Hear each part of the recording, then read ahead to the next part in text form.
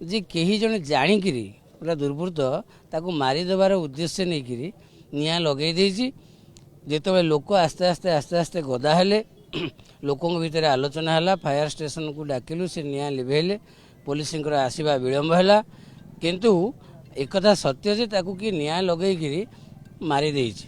କ'ଣ ବ୍ୟକ୍ତିଗତ ଶତ୍ରୁତା ନା ପାରିବାରିକ ଶତ୍ରୁତା ନା ବ୍ୟବସାୟିକ ଶତ୍ରୁତା? ମୋତେ ଲାଗୁଛି ଅଲଗା କିଛି ଶତ୍ରୁତା, କାରଣ ଏମିତି ଗୋଟେ ଶତ୍ରୁ ବି ଏ କାମ କରିବନି। ଆକୁ ଯିଏ କରିଛି ନିହାତି ହୀନ ମାନସିକତାର ପରିଚୟ ନେଇ କରିଛି।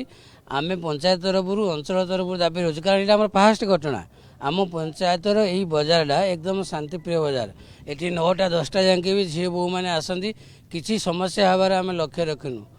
ମୁଁ ଆପଣଙ୍କୁ ଦୀର୍ଘ 20 ବର୍ଷ ତଳର କଥା କହୁଛି। ମୁଁ ଯେତେବେଳେ ସରପଞ୍ଚ ଥିଲି, ଏ ଜାଗା ଅତ୍ୟନ୍ତ ଶାନ୍ତିପ୍ରିୟ, ଆମ ପଞ୍ଚାୟତର ଲୋକ ଭଦ୍ର। କିନ୍ତୁ କିଏ ଅମାନୁଷିକ କାର୍ଯ୍ୟ କଲା ସେଇଟା ଗୋଟେ ପ୍ରଶ୍ନବାଚୀ ହେଇଗଲା। ପ୍ରଶାସନ ପାଖରେ ଦାବି ରଖିବୁ, ଏ ଘଟଣାର ଅନୁସନ୍ଧାନ କରନ୍ତୁ, ନହେଲେ ଲୋକଙ୍କର ଯେଉଁ ରିଆକ୍ସନ୍ ଅଛି ସେଇଟା ହବ ଆଗାମୀ ଦିନରେ ଆହୁରି ଅଧିକା ହେବ ଏବଂ ବଳବତ୍ତର ହେବ।